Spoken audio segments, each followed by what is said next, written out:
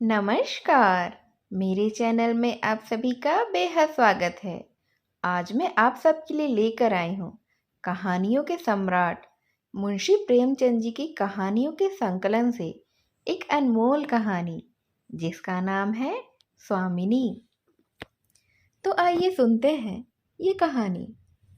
शिवदास ने भंडारे की कुंजी अपनी बहू राम प्यारी के सामने फेंक कर अपनी बूढ़ी आंखों में आंसू भरकर कहा, बहू, आज से गृहस्थी की देखभाल तुम्हारे ऊपर है। मेरा सुख भगवान से नहीं देखा गया, नहीं तो क्या जवान बेटी को यूं छीन लेते। उसका काम करने वाला तो कोई चाहिए ना। एक हल तोड़ दूं तो गुजारा ना होगा। मेरे ही कुकर्म से भगवान का यह कोप आया है और मैं ही अपने माथे पर इसे लूंगा। बिरजू का हाल अब मैं ही संभालूंगा। अब घर देखरेख करने वाला, धरने उठाने वाला तुम्हारे सिवा दूसरा कौन है। रो मत बेटा, भगवान की जो इच्छा थी वह हुआ और जो इच्छा होगी वही होगा। हमारा तुम्हारा क्या बस है इसमें। मेरे जीते जी तुम्हें कोई टेढ़ी आंख से भी देख नहीं सकेगा। तुम किसी बात का सोच मत किया करो। बिरजू गया तो अभी मैं बैठा हुआ हूँ, तुम इसकी फिक्र मत करो। राम प्यारी और राम दुलारी दो सगी बहनें थीं। दोनों का विवाह मथुरा और बिरजू दो सगे भाइयों से हुआ था। दोनों बहनें नैहर की तरह ससुराल में भी प्रेम और आनंद से रहने लगी थीं। शिवदास को पेंशन मिली। दिन भर द्वार पर गपशप करते, भरा पूरा परिवार देखकर प्रसन्न होते और अधिकतर धर्म चर्चा में ही लगे रहते थे। लेकिन देवगति से बड़ा बिरजू, जो कि बड़ा लड़का था, बीमार पड़ गया और आज उसे मरे हुए 15 दिन बीत गए हैं। आज क्रियाकर्म से फुर्सत मिली और शिवदास ने सच्चे कर्मवीर की भांति फिर से जीवन संग्राम के लिए अपनी कमर कस ली। मन में उसे चाहे कितना ही दुख हुआ हो, उसे किसी ने रोते नहीं देखा। आज अपनी बहू को देखकर एक क्षण के लिए उसकी आंखें सजल हो गई, लेकिन उसने मन को संभाला और रुद्ध कंठ से उसे दिलासा देने लगा। कदाचित उसने सोचा था घर की स्वामिनी बनकर विधवा के आंसू पुछ जाएंगे, कम से कम उसे इतना कठिन परिश्रम ना करना पड़ेगा। इसीलिए उसने भंडारे की कुंजी बहू के सामने फेंक दी। वैधव्य की व्यथा को स्वामित्व के गर्व से दबा देना चाहता था। राम प्यारी ने पुलकित कंठ से कहा, कैसे हो सकता है दादा कि तुम मेहनत मजदूरी करो और मैं मालकिन बनकर बैठूं। काम धंधे में लगी रहूंगी तो मन बदला रहेगा, बैठे बैठे तो रोने के सिवा और कुछ नहीं होगा। शिवदास ने समझाया, बेटा, देवगति में तो किसी और का बस नहीं है। रोने धोने से हलकानी के सिवा और क्या ही हाथ आएगा। घर में भी तो बीसों काम है। कोई साधु संत आ जाए, कोई पहुना ही आ पहुँचे तो उनके सेवा सत्कार के लिए किसी को तो घर पे रहना ही पड़ेगा। बहू ने बहुत से हील किए पर शिवदास ने एक नहीं सुनी। शिवदास के बाहर चले जाने पर राम प्यारी ने कुंजी उठाई तो उसे मन में अपूर्व गौरव और उत्तरदायित्व का अनुभव हुआ। जरा देर के लिए पति वियोग का दुख उसे भूल सा गया। उसकी छोटी बहन और देवर दोनों काम करने गए हुए थे। शिवदास बाहर था। घर बिल्कुल खाली था। इस वक्त वह निश्चिंत होकर भंडारे को खोल सकती थी और उसमें क्या क्या सामान है, क्या क्या विभूति है, यह देखने के लिए उसका मन लालायित हो उठा था। इस घर में वह कभी नहीं आई थी। जब कभी किसी को कुछ देना या किसी से कुछ लेना होता था, तभी शिवदास आकर इस कोठरी को खोला करता था। फिर उसे बंद कर वह ताली अपनी कमर में रख लेता था। राम प्यारी कभी कभी द्वार की दरारों से भीतर झांकती थी, पर अंधेरे में कुछ न दिखाई देता। सारे घर के लिए वह कोठरी तिलिस्म या रहस्य थी, जिसके विषय में भांति भांति की कल्पनाएं होती रहती थीं। आज राम प्यारी को वह रहस्य खोलकर देखने का अवसर मिल गया। उसे बाहर का द्वार बंद कर दिया कि कोई उसे भंडार खोलते देख न ले, नहीं तो सोचेगा बेजरूरत उसने क्यों खोला है। तब आकर कांपते हुए हाथों से ताला को खोला। उसकी छाती धड़क रही थी कि कोई द्वार पर आ ना जाए और खटखटाने ना लगे। अंदर पांव रखा तो उसे कुछ उसी प्रकार का, लेकिन उससे कहीं तीव्र आनंद हुआ जो उसे अपने गहने कपड़े की पिटारी खोलने में होता था। मटकों में गुड़, शक्कर, गेहूं, जौ आदि आदि चीजें रखी हुई थी। एक किनारे बड़े बड़े बर्तन भी धरे थे जो कि शादी ब्याह के अवसर पर ही निकाले जाते थे या फिर मांगे दिए जाते थे। एक आले पर मालगुजारी की रसीदें और लेन देन के पुर्जे बंधे हुए रखे थे। कोठरी में एक विभूति सी छाई थी, मानो लक्ष्मी अज्ञात रूप से विराज रही हो। उस विभूति की छाया में राम प्यारी आधे घंटे तक बैठी अपनी आत्मा को तृप्त करती रही। प्रति क्षण उसके हृदय पर ममत्व का नशा सा छाया जा रहा था। जब वह उस कोठरी से निकली तो उसके मन के संस्कार बदल गए थे, मानो किसी ने उस पर मंत्र डाल दिया हो। उसी समय द्वार पर किसी ने आवाज दी। उसने तुरंत भंडारे का द्वार बंद किया और जाकर सदर दरवाजा खोल दिया। देखा तो पड़ोसिन झुनिया खड़ी है और 1 रुपया उधार मांग रही है। राम प्यारी ने रुखाई से कहा, अभी तो 1 पैसा घर में नहीं है जीजी, क्रियाक्रम में सब खर्च हो गया। झुनिया चकरा गई। चौधरी के घर में इस समय 1 रुपया भी नहीं है। यह विश्वास करने की बात नहीं थी। जिसके यहाँ सैकड़ों का लेन देन है वह सब कुछ क्या क्रियाकर्म में खर्च कर सकता है? नहीं। अगर शिवदास ने कहना किया होता तो उसे आश्चर्य नहीं होता। प्यारी तो अपने सरल स्वभाव के लिए पूरे गांव में मशहूर थी। अक्सर शिवदास की आंखें बचाकर पड़ोसियों को इच्छित वस्तुएं दे दिया करती थी।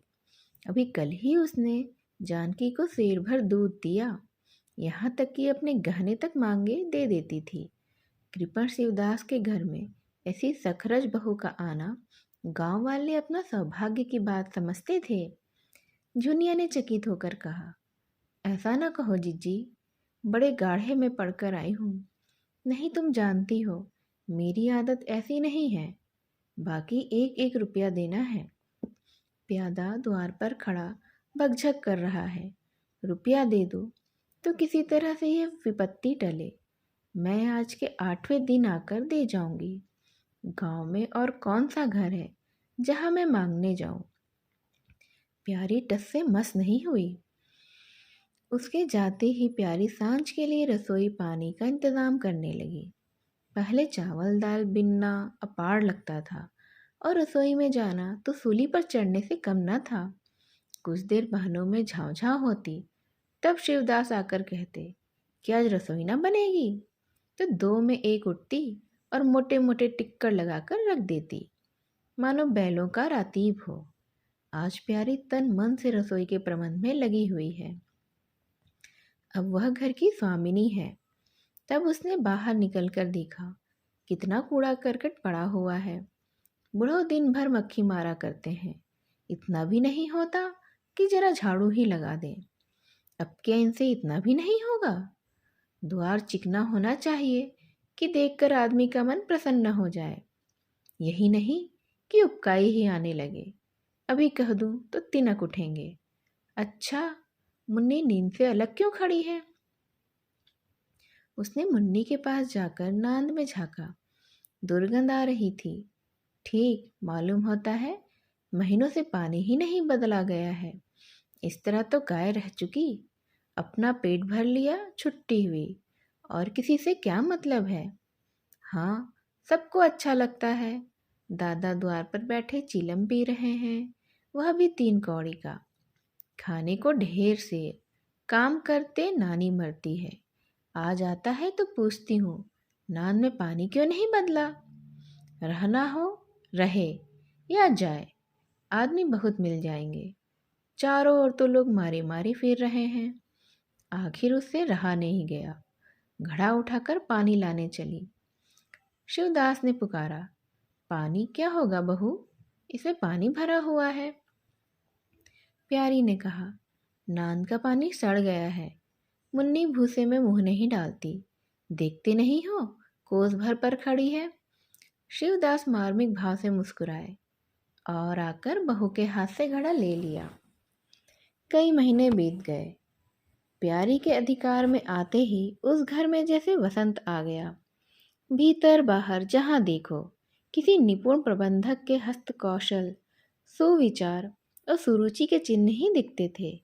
प्यारी ने गृह यंत्र की ऐसी चाबी कस दी थी कि सभी पुर्जे ठीक ठाक चलने लगे थे। भोजन पहले से अच्छा मिलता है और समय पर मिलता है। दूध भी ज़्यादा होता है, घी भी ज़्यादा होता है और काम ज़्यादा होता है। प्यारी न खुद विश्राम लेती है और न दूसरों को ही विश्राम करने देती है। घर में ऐसी बरकत आ गई है कि जो चीज़ मांगो घर ही में निकल आती है। आदमी से लेकर जानवर तक सभी स्वस्थ दिखाई देते हैं। अब वह पहले की सी दशा नहीं है कि कोई चिथड़े लपेटे ही घूम रहा है, किसी को गहने की धुन सवार है। हाँ, अगर कोई रुग्ण और चिंतित तथा मलिन वेश में है तो वह प्यारी है, फिर भी सारा घर उससे जलता है। यहाँ तक कि बूढ़े शिवदास भी कभी कभी उसकी बदगोई करते हैं। किसी को पहर रात रहे उठना अच्छा नहीं लगता, मेहनत से सभी जी चुराते हैं, फिर भी यह सब मानते हैं कि प्यारी ना हो तो घर का कोई काम ना चले। और तो और दोनों बहनों में भी अब उतना अपनापन नहीं है। प्रातःकाल का समय था। दुलारी ने हाथों के कड़े लाकर प्यारी के सामने पटक दिए और भुन्नाई हुई बोली, लेकर इसे भी भंडारे में बंद कर दे। प्यारी ने कड़े उठा लिए और कोमल स्वर में कहा, कह तो दिया, हाथ में रुपया आने दे, बनवा दूंगी। अभी ऐसा घिस नहीं गया है कि आज ही तो उतार कर फेंक दिया जाए। दुलारी लड़ने को तैयार होकर पहले से ही आई थी। वह बोली, तेरे हाथ में काहे को कभी रुपये आएंगे और काहे को कड़े बनेंगे, जोड़ तोड़ रखने में मज़ा आता है ना। प्यारी ने हंसकर कहा, जोड़ तोड़ रखती हूँ तो तेरे लिए कि मेरे कोई बैठा हुआ है कि मैं सबसे ज़्यादा खा पहन लेती हूँ। मेरा आनंद कब का टूटा पड़ा है। दुलारी कहती है, तुम ना खाओ ना पहनो, जस तो पाती हो ना। यहाँ खाने पहनने के सिवा और क्या है। मैं तुम्हारा हिसाब किताब नहीं जानती। मेरे कड़े तो आज ही बनने को भेजो तुम। प्यारी ने सरल विनोद के भाव से पूछा, रुपये ना हो तो कहाँ से लाऊं? दुलारी ने उद्दंडता के साथ कहा, मुझे इससे कोई मतलब नहीं है, मैं तो कड़े चाहती हूँ, मतलब चाहती हूँ। इसी तरह घर के सब आदमी अपने अपने अवसर पर प्यारी को दो चार खरी खोटी सुना जाते थे और वह गरीब सबकी धौंस हंसकर सहती थी। स्वामिनी का यह धर्म है कि सबकी धौंस को सुन ले और करे वही जिसमें घर का कल्याण हो। स्वामित्व के कवच पर धौंस, ताने, धमकी किसी का कोई असर नहीं होता। उसकी स्वामिनी की कल्पना इन आघातों से और भी स्वस्थ होती थी। वह गृहस्थी की संचालिका है। सभी अपने अपने दुख उसी के सामने रोते हैं, पर जो कुछ वह करती है वही होता है जो वह कहती है। इतना उसे प्रसन्न करने के लिए काफ़ी है। गांव में प्यारी की सराहना होती थी। अभी उम्र ही क्या है, लेकिन सारे घर को संभाले हुए है। चाहती तो सगाई करके चैन से रहती, इस घर के पीछे अपने को मिटाए देती है। कभी किसी से हंसती बोलती भी नहीं, जैसे काया पलट हो गई। कई दिन बाद दुलारी के कड़े बनकर आ गए। प्यारी खुद सुनार के घर दौड़ दौड़ कर गई। संध्या हो गई थी। दुलारी और मथुरा हाट से लौटे। प्यारी ने नए कड़े दुलारी को दे दिए। दुलारी तो निहाल हो गई।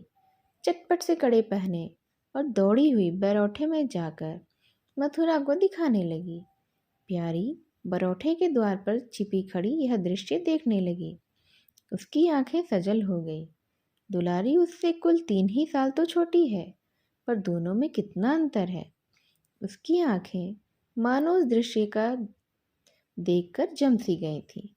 दंपत्ति का वह सरल आनंद, उनका प्रेमालिंगन, उनकी मुग्ध मुद्रा प्यारी की टकटकी सी बंध गई। यहाँ तक कि दीपक के धुंधले प्रकाश में वे दोनों उसकी नज़रों से गायब हो गए। अपने ही अतीत जीवन की एक लीला आंखों के सामने बार बार नए नए रूप में आने लगी।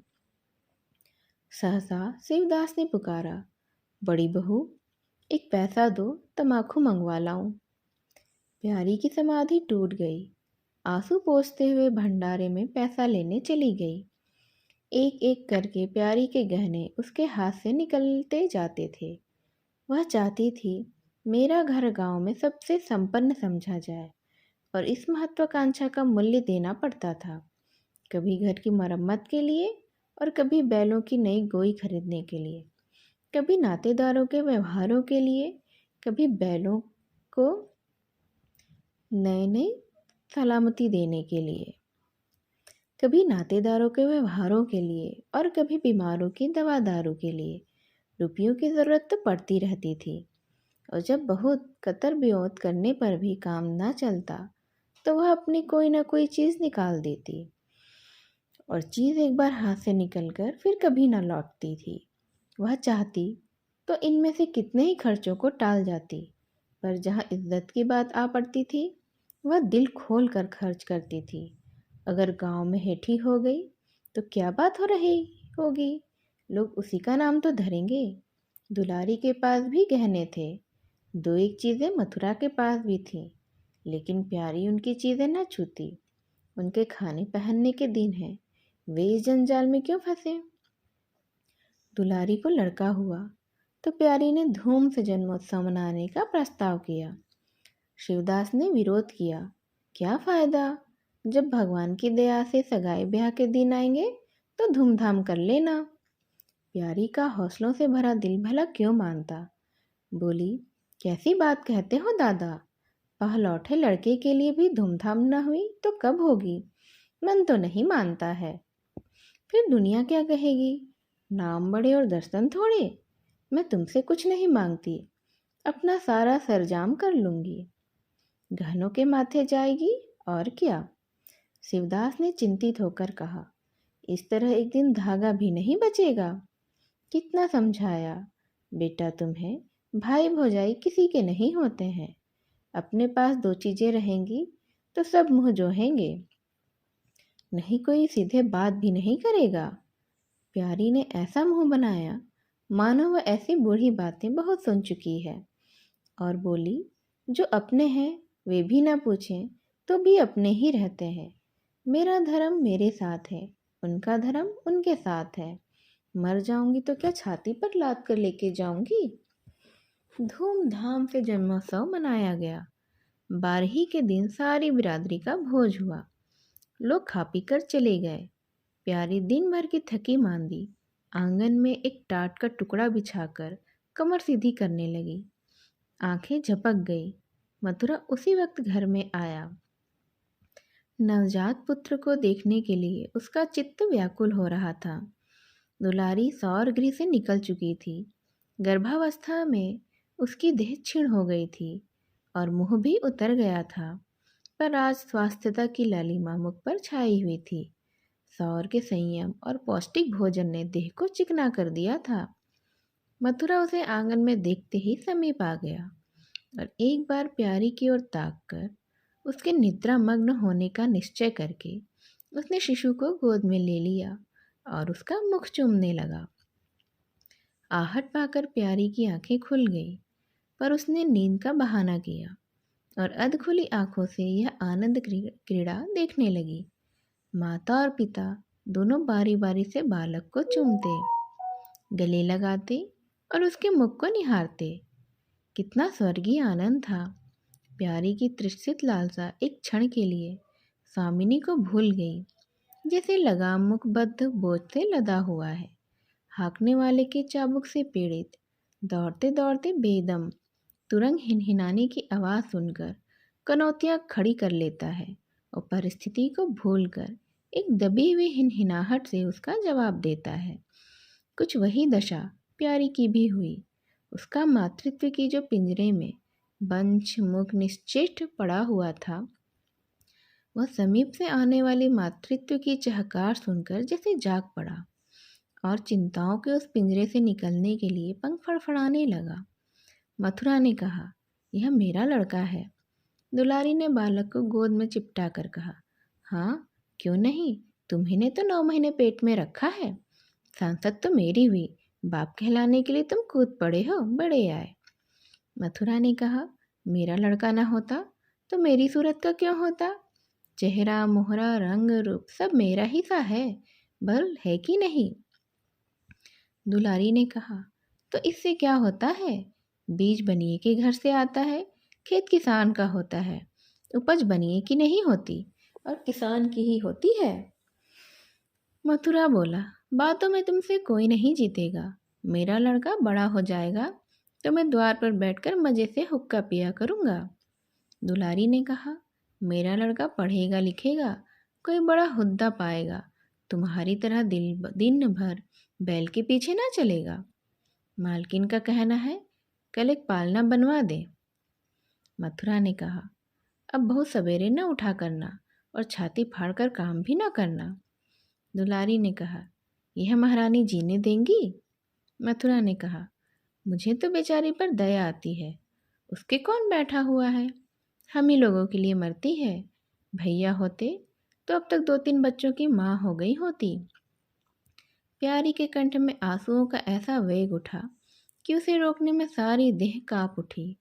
अपना वंचित जीवन उसे मरुस्थल सा लगा, जिसकी सूखी रेत पर वह हरा भरा बाग लगाने की निष्फल चेष्टा कर रही थी। कुछ दिनों के बाद शिवदत्त भी मर गया। उधर दुलारी के 2 बच्चे और हुए। वह भी अधिकतर बच्चों के लालन पालन में व्यस्त रहने लगी। खेती का काम मजदूरों पर आ पड़ा। मथुरा मजदूर तो अच्छा था, संचालक अच्छा नहीं था। उसे स्वतंत्र रूप से काम लेने का भी अवसर कभी नहीं मिला था। खुद पहले भाई की निगरानी में काम करता रहा, बाद में बाप की निगरानी में काम करने लगा था। खेती का तार भी ना जानता था। वही मजूर उसके यहाँ टिकते थे जो मेहनत नहीं, खुशामद करने में कुशल होते थे। इसीलिए प्यारी को अब दिन में 2-4 चक्कर हार के भी लगाना पड़ता था। कहने को अब वह अब भी मालकिन थी, पर वास्तव में घर भर की सेविका थी। मजूर भी उसे त्योरियां बदलते, जमींदार का प्यादा भी उस पर धौंस जमाता। भोजन में किफ़ायत करनी पड़ती। लड़कों को तो जितनी बार मांगे उतनी बार कुछ न कुछ चाहिए ही होता था। दुलारी तो लड़कौरी थी, उसे भरपूर भोजन चाहिए था। मथुरा घर का सरदार था, उसके इस अधिकार को कौन छीन सकता था। मजूर भला क्यों रियायत करने लगे थे। सारी की सारी कसर प्यारी पर निकलती थी। वही एक फालतू चीज़ जो थी, अगर आधा पेट खाए तो किसी को हानि नहीं हो सकती थी।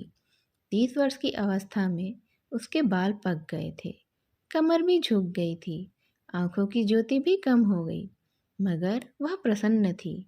स्वामित्व का गौरव इन सारे जख्मों पर मरहम का काम करता था। एक दिन मथुरा ने कहा, भाभी अब तो कहीं परदेश जाने का जी होता है, यहाँ तो कमाई में बरकत नहीं है। किसी तरह पेट की रोटी चल जाती है, वह भी रो धोकर। कई आदमी पूरब से आए हैं, वे कहते हैं वहाँ 2-3 रुपये रोज की मजदूरी हो जाती है। 4-5 साल भी रह गया तो माला माल हो जाऊंगा। अब आगे लड़के बाले हुए हैं, इनके लिए कुछ तो करना ही चाहिए ना। दुलारी ने भी समर्थन किया। हाथ में 4 पैसे होंगे, लड़कों को पढ़ाएंगे लिखाएंगे। हमारी तो किसी तरह से कट गई, लड़कों को तो आदमी बनाना ही है ना। प्यारी यह प्रस्ताव सुनकर अवाक रह गई। उसका मुंह ताकने लगी।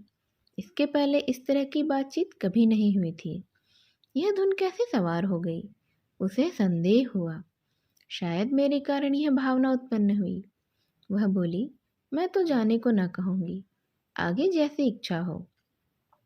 लड़कों को पढ़ाने लिखाने के लिए यहाँ भी तो मदरसा है। फिर क्या नित्य यही दिन बने रहेंगे। 2-3 साल भी खेती बन गई तो सब कुछ हो जाएगा। मथुरा कहता है, इतने दिन खेती करते हो गए, जब अब तक ना बनी तो अब क्या बन जाएगी। इस तरह एक दिन चल देंगे, मन की मन में रह जाएगी। फिर अब पौरुष भी तो थक रहा है, वैद्य ही खेती कौन संभालेगा। लड़कों को मैं चक्की में जोत कर उनकी जिंदगी खराब नहीं करना चाहता। प्यारी ने आंखों में आंसू लाकर कहा, भैया, घर पर जब तक आधी मिले सारी के लिए ना धनवा धावना चाहिए। अगर मेरी ओर से कोई बात हो तो अपना घर बार अपने हाथ में करो। मुझे एक टुकड़ा दे देना, मैं पड़ी रहूंगी। मथुरा आर्द्रकंठ होकर बोला, भाभी, यह तुम क्या कहती हो। तुम्हारे ही संभाले यह घर अब तक चल रहा है, नहीं तो रसातल में चला गया होता। इस गृहस्थी के पीछे तुमने अपने को मिट्टी में मिला दिया है, अपनी देह को घुला डाली। मैं अंधा नहीं हूँ, सब कुछ समझता हूँ। हम लोगों को जाने दो, भगवान ने चाहा तो घर फिर से संभल जाएगा। तुम्हारे लिए हम बराबर खर्च बरच भेजते रहेंगे। प्यारी ने कहा, ऐसा ही है तो तुम चले जाओ, बाल बच्चों को कहाँ कहाँ बांधे बांधे फिरोगे। दुलारी बोली, यह कैसे हो सकता है बहन। यहाँ देहात में लड़के पढ़ेंगे लिखेंगे, बच्चों के बिना इनका जी भी वहाँ नहीं लगेगा। दौड़ दौड़ कर घर आएंगे और सारी कमाई तो रेल ही खा जाएगी। परदेश में अकेले जितना खर्च होगा उतने में तो सारा घर आराम से रह लेगा। प्यारी बोली, तो मैं ही यहाँ रहकर क्या करूँगी, मुझे भी लेते चलो। दुलारी उसे साथ ले चलने को तैयार नहीं थी। कुछ दिन आनंद उठाना चाहती थी। अगर परदेश में भी यह बंधन रहेगा तो जाने से फायदा ही क्या है, यही ना रह जाए। वह बोली, बहन, तुम चलती तो क्या बात थी, लेकिन पीर यहाँ का कारोबार तो चौपट ही हो जाएगा। तुम तो कुछ ना कुछ देखभाल करती ही रहोगी ना। प्रस्थापन की तिथि के एक दिन पहले ही राम प्यारी ने रात भर जागकर हलवा और पूरियां पकाई। जब से इस घर में आई, कभी एक दिन के लिए अकेले रहने का उसे अवसर ही नहीं आया। दोनों बहनें सदा साथ में रही थीं। आज उस भयंकर अवसर को सामने आते देखकर प्यारी का दिल बैठा जाता था। वह देखती थी, मथुरा प्रसन्न है, बाल वृंद यात्रा के आनंद में खाना पीना तक भूले हुए हैं। तो उसके जी में आता वह भी इसी भांति निर्द्वंद रहे, मोह और ममता को पैरों में कुचल डाले। किंतु वह ममता जिस खाद्य को खा खाकर पली थी, उसे अपने सामने से हटाए जाते देखकर क्षुब्ध होने से न रुकती थी। दुलारी तो इस तरह से निश्चिंत होकर बैठी थी, मानो कोई मेला देखने जा रही हो। नई नई चीज़ों को देखने, नई दुनिया में विचरने की उत्सुकता ने उसे क्रियाशून्य सा कर दिया था। प्यारी के सिर सारे प्रबंध का भार था। धोबी के घर से कपड़े आए हैं या नहीं, कौन कौन से बर्तन साथ जाएंगे, सफ़र खर्च के लिए कितने रुपए की ज़रूरत होगी। एक बच्चे को खांसी आ रही थी, दूसरे को कई दिन से दस्त आ रहे थे। उन दोनों की औषधियों को पीसना कुटना आदि सैकड़ों ही काम में वह व्यस्त रही थी। लड़कोरी को न होकर भी वह बच्चों के लालन पोषण में दुलारी से कहीं ज़्यादा कुशल थी। देखो, बच्चों को बहुत मारना पिटना मत, मारने से बच्चे ज़िद्दी या बेहया हो जाते हैं। बच्चों के साथ आदमी को बच्चा ही बन जाना पड़ता है। जो तुम चाहो कि हम आराम से पड़े रहें और बच्चे भी चुपचाप बैठे रहें, हाथ पैर भी ना हिलाएं, तो यह तो नहीं हो सकता। बच्चे तो स्वभाव के ही चंचल होते हैं, उन्हें किसी न किसी काम में फंसाए रखो। धेले का खिलौना हजार घुड़कियों से बढ़कर होता है। दुलारी इन उपदेशों को इस तरह से बेमन होकर सुनती, मानो कोई सनक कर बकबक कर रहा हो। विदाई के दिन प्यारी के लिए परीक्षा का दिन था। उसके तो जी में आता था कहीं चली जाए, जिसमें वह दृश्य ही ना देखना पड़े। हाँ, घड़ी घड़ी भर में ही यह घर सूना हो जाएगा। वह दिन भर घर में अकेली ही पड़ी रहेगी, किससे हंसेगी बोलेगी। यह सोचकर उसका हृदय कांप जाता था। ज्यों ज्यों समय निकट आता था, उसकी वृत्तियां शिथिल होती जाती थी। वह कोई काम करते करते जैसे खो सी जाती थी और अपलक नेत्रों से किसी वस्तु को ताकने लगती थी। कभी अवसर पाकर एकांत में जाकर थोड़ा सा रो आती थी। मन को समझा रही थी, वह लोग अपने ही होते तो क्या इस तरह से चले जाते। यह तो मानने का नाता है, किसी पर कोई जबरदस्ती थोड़ी ही है। दूसरों के लिए कितना ही मरो तो भी वे अपने नहीं होते। पानी तेल में कितना ही मिल ले फिर भी अलग ही रहेगा। बच्चे नए नए कुर्ते पहने नवाब बने घूम रहे थे। प्यारी उन्हें प्यार करने के लिए गोद में लेना चाहती थी तो रोने का सा मुंह बनाकर छुड़ाकर भाग जाते। वह क्या जानती थी कि ऐसे अवसर पर बहुधा अपने बच्चे भी निष्ठुर हुई हो जाते हैं। 10 बजते बजते द्वार पर बैलगाड़ी आ गई। लड़के पहले ही से जाकर उस पर बैठ गए। गांव के कितने ही स्त्री पुरुष मिलने आए। प्यारी को इस समय उनका आना बुरा लग रहा था। वह दुलारी से थोड़ी देर एकांत में गले मिलकर रोना चाहती थी। मथुरा से हाथ जोड़कर कहना चाहती थी, मेरी खोज खबर लेते रहना, तुम्हारे सिवा मेरा संसार में कौन है। लेकिन इस भगदड़ में उसको इन बातों का मौका ही नहीं मिला। मथुरा और दुलारी दोनों गाड़ी में जाकर बैठ गए और प्यारी द्वार पर रोती खड़ी रह गई। वह इतनी विहल थी कि गांव के बाहर तक पहुंचाने की भी उसे सुधि ना रही। कई दिन तक प्यारी मूर्छित भी पड़ी रही। न घर से निकली, न चूल्हा जलाया और न ही हाथ मुंह धोया।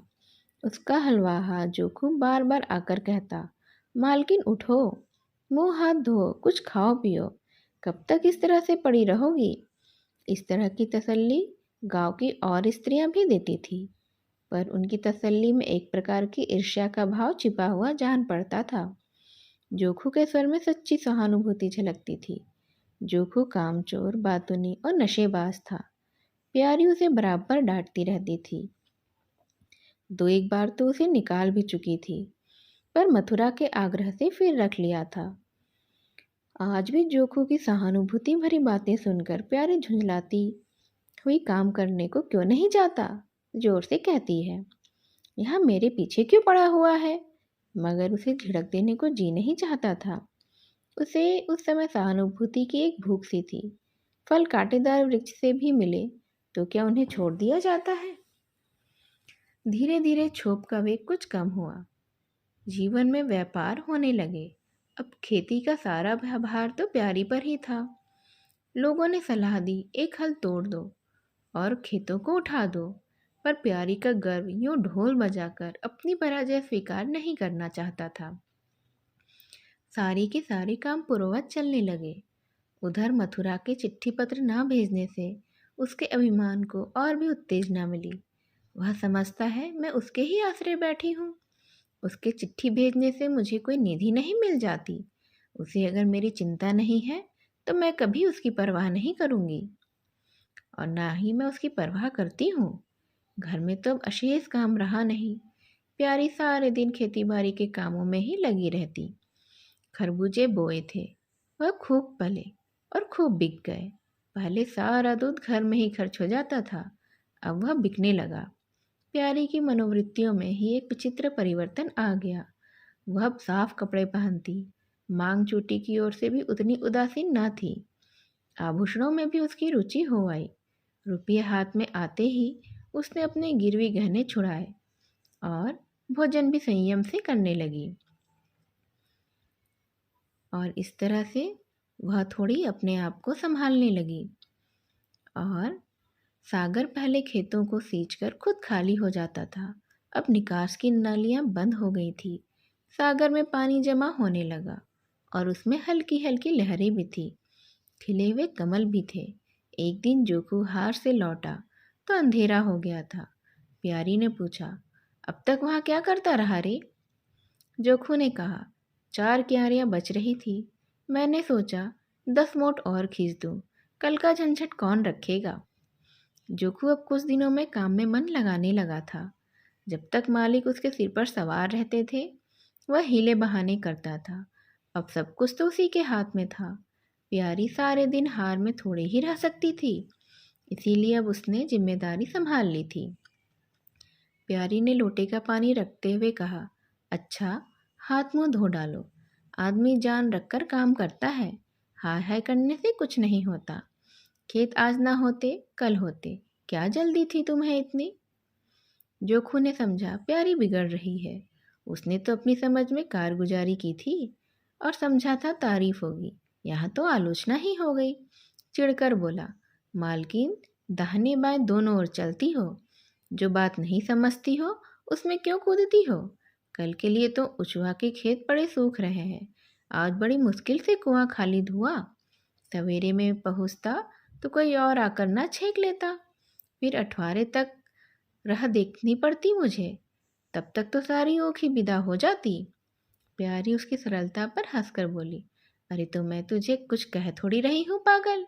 मैं तो कहती हूँ कि जान रखकर काम कर। कहीं बीमार उमार पड़ गया तो लेने के देने पड़ जाएंगे। जोखू कहता है, कौन बीमार पड़ जाएगा? मैं 20 साल में कभी सिर तक तो दुखा नहीं, आगे का नहीं जानता। कहो रात भर काम करता रहूं। प्यारी कहती है, मैं क्या जानूं, तुम ही अंतरे दिन बैठे रहते थे और पूछा जाता था तो कहते थे जूर आ गया है, पेट में दर्द हो रहा है। जोकू थोड़ा झेपता हुआ बोला, वह बातें तब थी जब मालिक लोग चाहते थे कि इसे पीस डालें। अब तो जानता हूँ मेरे ही मत्थे है। मैं ना करूँगा तो सबका सब चौपट हो जाएगा। प्यारी कहती है, मैं क्या देखभाल नहीं करती? जोखू कहता है, तुम बहुत करोगी, 2 बेर चली जाओगी। सारे दिन तुम वहाँ बैठी थोड़ी ना रह सकती हो। प्यारी को उसके निष्कपट व्यवहार ने मुग्ध कर दिया। वह बोली, तो इतनी रात गए चूल्हा जलाओगे? कोई सगाई क्यों नहीं कर लेते? जोखू ने मुंह धोते हुए कहा, तुम भी खूब कहती हो मालकिन, अपने पेट भर को तो होता नहीं। सगाई कर लूँ, 1.25 सेर खाता हूँ। 1 जून पूरा 1.25 सेर, दोनों जून के लिए 2 सेर चाहिए ना। प्यारी कहती है, अच्छा, आज मेरी रसोई में खाओ, देखो कितना खाते हो। जोखू ने पुलकित होकर कहा, नहीं मालकिन, तुम बनाते बनाते थक जाओगी। हाँ, आधा सेर के 2 रोटी बनाकर खिला दो तो मैं खा लूँ। मैं तो यही करता हूँ, बस आटा सान कर 2 लिट्ट बनाता हूँ और उपले पर सेक लेता हूँ। कभी मठे से, कभी नमक से, कभी प्याज से खा लेता हूँ और आकर यहीं पड़ा रहता हूँ। प्यारी कहती है, मैं तुम्हें आज फूल के खिलाऊंगी। जोखू कहता है, अरे तब तो सारी रात खाते ही बीत जाएगी। तो प्यारी कहती है, अरे बको मत, चटपटा कर यहाँ बैठ जाओ। जोखू कहता है, ज़रा बैलों को पानी सानी देता जाओ, फिर बैठ जाऊंगा। जोखू और प्यारी में ठनी हुई थी। प्यारी ने कहा, मैं कहती हूँ धान रोपने की कोई ज़रूरत नहीं है तुम्हें। झड़ी लग जाए तो खेत डूब जाए, बरखा बंद हो जाए तो खेत सूख जाए। ज्वार बाजरा सन अरहर सब तो है, धान ना सही। जोखू ने अपने विशाल कंधे पर फावड़ा रखते हुए कहा, जब सबका होगा तो मेरा भी होगा, सबका डूब जाएगा तो मेरा भी डूब जाएगा। मैं क्यों किसी से पीछे रहूं? बाबा के ज़माने में 5 बीघा से कम नहीं रोपा जाता था। बिरजू भैया ने उसमें 1-2 बीघे और बढ़ा दिए। मथुरा ने भी थोड़ा बहुत हर साल रोजा, तो मैं क्या सबके से गया बीता हूँ? मैं 5 बीघे से कम न लगाऊंगा। तब घर में 2 जवान काम करने वाले थे। मैं अकेला उन दोनों के बराबर खाता हूँ। दोनों के बराबर काम क्यों नहीं करूँगा? चल झूठा कहीं का, कहते थे 2 सेर खाता हूँ, 4 सेर खाता हूँ, आधे सेर में ही रह गए। एक दिन तौला तब मालूम हो, तौला है। बड़े खाने वाले, मैं कह देती हूँ, धान न रोपो, मजूर मिलेंगे नहीं, अकेले ही हलकान होना पड़ेगा तुम्हें। तुम्हारी बला से मैं ही हलकान होऊंगा ना, यह दे किस दिन काम आएगी। प्यारी ने उसके कंधे पर से फावड़ा ले लिया और बोली, तुम पहर रात से पहर रात तक ताल में रहोगे, अकेले मेरा जी नहीं उबेगा। जोखू को उबने का अनुभव नहीं था। कोई काम ना हो तो आदमी पड़कर सोए रहे, जी क्यों उबेगा? वह बोला, जी उबे तो सोए रहना, मैं घर रहूँगा तब तो और जी उबेगा। मैं खाली बैठता हूँ तो बार बार खाने की सोचती है। बातों में देर हो रही है और बादल भी घिर आते हैं। प्यारी ने कहा, अच्छा, कल से जाना, आज बैठो यहीं। जोखू ने माने बंधन में पड़कर कहा, अच्छा ठीक है, बैठ गया, कहो क्या कहती हो? प्यारी ने विनोद करते हुए पूछा। कहना क्या है, मैं तुमसे पूछती हूँ, अपनी सगाई क्यों नहीं कर लेते? अकेले मरती हूँ, तब एक से दो हो जाएंगे। जोखू थोड़ा शर्माता हुआ बोला, तुमने फिर वही बेबात की बात छेड़ दी मालकिन। किससे सगाई कर लूँ यहाँ? ऐसी मेहरिया लेकर क्या करूँगा जो गहनों के लिए मेरी जान खाती रहेगी? प्यारी बोली, यह तो तुमने बड़ी कड़ी शर्त लगा दी। ऐसी औरत कहाँ मिलेगी जो गहने भी ना चाहे? जोखू ने कहा, यह मैं थोड़े ही कहता हूँ कि वह गहने ना चाहे, मेरी जान न खाए बस। तुमने तो कभी गहनों के लिए हट न किया, बल्कि अपने सारे गहने दूसरों के ऊपर ही लगा दिए। प्यारी के कपोलों पर हल्का सा रंग आ गया। वह बोली, अच्छा, और क्या चाहते हो? जोखू कहता है, मैं कहने लगूंगा तो तुम बिगड़ जाओगी। प्यारी की आंखों में लज्जा की एक रेखा सी नजर आई। वह बोली, बिगड़ने की बात कहोगे तो मैं ज़रूर बिगड़ूंगी। तब जोखू कहता है, मैं ना कहूँगा। प्यारी ने उसे पीछे की ओर ठेलते हुए कहा, कहोगे कैसे नहीं? मैं कहला के ही छोड़ूंगी तुमसे। जोखू कहता है, मैं चाहता हूँ कि वह तुम्हारी ही तरह हो, ऐसी गंभीर हो, ऐसी ही बातचीत में चतुर हो, ऐसा ही अच्छा पकाती हो, ऐसी ही किफ़ायती हो और ऐसी ही हंसमुख भी हो। बस ऐसी औरत मिलेगी तो करूँगा, नहीं तो इसी तरह से मैं पड़ा रहूँगा। प्यारी का मुख लज्जा से आरक्त हो गया। उसने पीछे हटकर कहा, तुम तो बड़े नटखट हो। और इस तरह से हंसी हंसी में सब कुछ कह गए। ये कहानी यहीं ख़त्म होती है। मेरी इस कहानी को ध्यान से सुनने के लिए आप सभी का धन्यवाद। नमस्कार।